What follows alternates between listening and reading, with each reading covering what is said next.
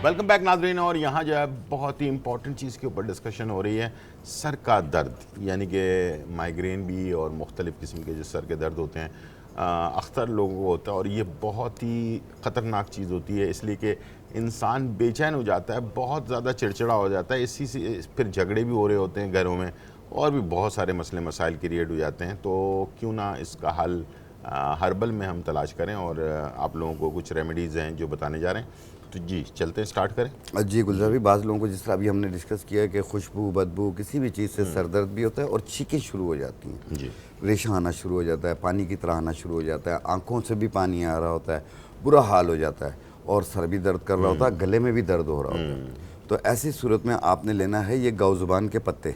ठीक है। इसका एक चाय वाला चम्मच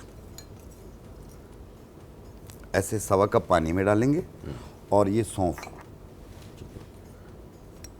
ये भी एक चाय वाला चम्मच, इसे एक जोश दे के उतार दें, कहवा बना लें। 1 कप सुबह 1 कप शाम पिएं। ठीक है। 3 दिन पी लें, इंशाल्लाह ताला जैसा भी नज़ला होगा वो क्योर हो जाएगा। फिर उसके बाद अगले महीने फिर करें, या जब भी ऐसा हो तो हर महीने 3 दिन करें आप। आस्ते आस्ते ये एलर्जी की शिकायत ही आपकी ख़त्म हो जाएगी। ठीक है। जो एलर्जी की ज़रूरत नहीं होगी, जब ठीक हो गए तो बंद कर दीजिए। एलर्जी की वजह से जो होता है, ये एलर्जी की वजह से किसी भी चीज़ की खुशबू हो, परफ्यूम हो, किसी भी चीज़ से हो, धूल मिट्टी हो, उससे अगर आपको हो रहा हो। दूसरा, माइग्रेन पेन जो होता है उसे क्योर करने के लिए, जो आपको दिल भी ख़राब हो रहा होता है, मतली कर रहा होता है, इसके अलावा सूरज की रोशनी से, बल्ब की रोशनी से, इससे भी उनको दर्द में इजाफा हो जाता है, बेचैन हो जाते हैं, तो इसलिए वो लाइटें बंद कर देते हैं। तो ऐसी सूरत में ये लेवेंडर के फूल हैं, इसे इस्तेखुद्दूस कहते हैं, उर्दू में इस्तेखुद्दूस है, इंग्लिश में इसको लेवेंडर के फूल कहते हैं। इसकी एक चाय वाली चम्मच, और इसके अंदर हम डालेंगे सौंफ। ठीक है। एक चाय वाली चम्मच, इसे जोश दे के कहवा बना लें। ठीक है। और रात को सोते वक्त एक टाइम रोज़ाना पिएं। ठीक है। आप देखिएगा, इसको कंटिन्यू इस्तेमाल करना है। अगर आपकी नाक बंद हो, गले में रेशा आ रहा हो, दायमी नज़ला हो, कान बंद हो रहे हो, ये उसके लिए भी बेहतर है, माइग्रेन के लिए भी बेहतर है। सर दर्द का, यानी आधे सर का जो दर्द है उसे ख़त्म कर देती है। ठीक है। और इंशाल्लाह ये कुछ अर्सा यूज़ करें, जब ठीक हो गए तो छोड़ दें, क्योंकि ये महीना 40 दिन में क्योर हो जाता है, परमानेंट फ़ायदा हो जाता है, और फ़ायदा आपको पहले दिन से ही होगा। जब अगर दोबारा माइग्रेन का जैसे आता है ना, एक दौरा आता है, तो वो थोड़ी देर के लिए होगा, 2-4 मिनट 5 मिनट के लिए होगा, खुद ख़त्म हो जाएगा, खुद ख़त्म हो जाएगा। ठीक। और अगर आपको दर्द हो रहा हो, आप उस टाइम पे भी इसका कहवा बना के पी सकते हैं। इस्तेखुद्दूस और सौंफ, इसका कहवा बना लें। और एलर्जी के लिए जैसे छींकें, बलगम वगैरह बहुत आ रहा हो, तो उस सूरत में आपने गाउजुबान के पत्ते और सौंफ, इसका कहवा बना के पी लें। बहुत ईजी है, ये घर पे बनाएं। 1.25 कप पानी में डाल लें, बॉईल करके 1 कप कर लें, 1 कप कर लें। ठीक है। और छान के ये पी लें। ठीक है। ये एक टाइम, जो एलर्जी वाली है ये 2 टाइम पीनी है, और जो माइग्रेन वाली है इसे 1 टाइम पीनी है। दूसरा, आपको ब्लड प्रेशर हो जाता है, आप बहुत सारी मेडिकेशन भी ले रहे हैं, ब्लड प्रेशर की वजह से भी सर दर्द होता है, एंजाइटी भी हो रही होती है, डिप्रेशन भी हो रही होती है, ये उसको भी क्योर करेगी। जो अब मैं बना रहा हूँ ये सफूफ बनेगा।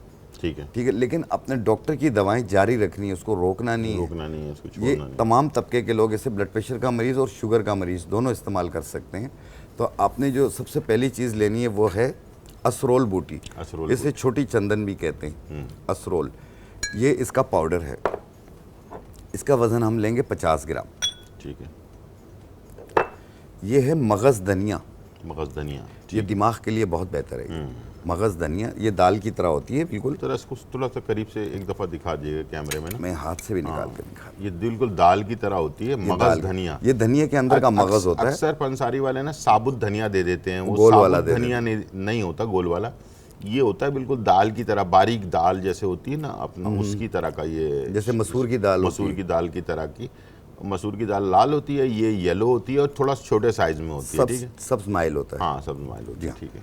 ये साबुत है, ये इसका पाउडर है, इसका वज़न भी 50 ग्राम हमने लिया।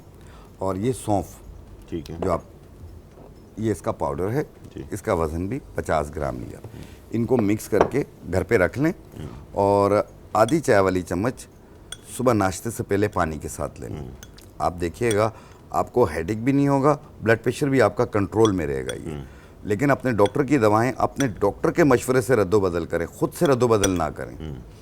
कभी कभी लोग कुछ चीज़ें यूज़ करके ना कहते हैं यार कि अब बस ये इस्तेमाल करना शुरू किया, अपनी दवाएं छोड़ दी हैं, ऐसा कभी ना करें। सही। मुआलिज आपको बेहतर समझा हुआ होता है, वो आपको मशवरा देगा कि कौन सी दवा को कितनी मिकदार में कम करनी है, बढ़ानी है, जो भी करनी है वो बता। अच्छा, ये दिन में सिर्फ एक टाइम इस्तेमाल करना है, आधा चाय का चमचा?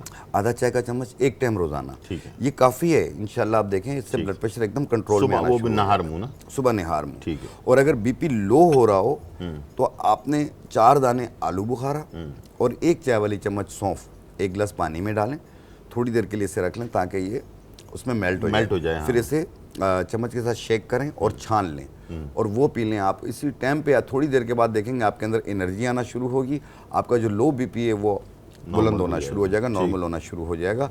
ये प्रेगनेंसी की सूरत में भी आप आलू बुखारा और सौंफ इस्तेमाल कर सकते हैं। हाँ, इसका क्योंकि कोई उसमें ये साइड है इफेक्ट नहीं है कि बीपी लो रहने लगता है, तबीयत गिरी रहने लगती है, खून की कमी हो रही होती है, निढाल हो रहे होते हैं, बिल्कुल।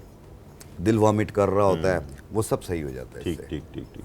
तो यानी कि इसको जो आलू बुखारा और सौंफ वाला पानी वो हर है, इंसान उसको लो बीपी के लिए, प्रेगनेंसी के दौरान भी आप उसको ले सकते हैं। लो बीपी के लिए है, और हाई बीपी के लिए जो अभी हमने बताया था, जिन लोगों का ब्लड प्रेशर हाई रहता है और उसकी वजह से भी रोज़ाना रात में अक्सर ख़ास तौर पर मैंने देखा है, जिन लोगों का बीपी हाई होता है उनको रात में सर में दर्द और फिर सुबह उठते हैं तो बहुत शदीद दर्द रहता है, जिस्म में दर्द होता है, चिड़चिड़ाहट बहुत ज़्यादा होती है। तो ऐसे लोगों के लिए, हाई बीपी वालों के लिए जो फार्मूला बताया है उसको हम एक दफ़ा फिर रिपीट कर देते हैं, तो इससे ज़रूर नोट कर लें। जी, इसमें जो सबसे पहली चीज़ हमने डाली है वो है असरोल बूटी, इसे छोटी चंदन भी कहते हैं। ठीक है, ये 50 ग्राम, ये 50 ग्राम लिया आपने।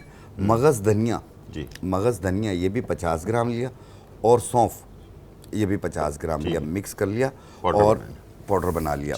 आधी चाय वाली चम्मच सुबह निहार मुँह रोज़ाना पानी के साथ। ठीक है। हमारे पास कॉलर हैं मोहम्मद गुजर खान से। जी, अस्सलाम वालेकुम। वालेकुम सलाम, गुलजार साहब क्या हाल है? जी अल्हम्दुलिल्लाह, बिल्कुल खैर खैरियत है जी।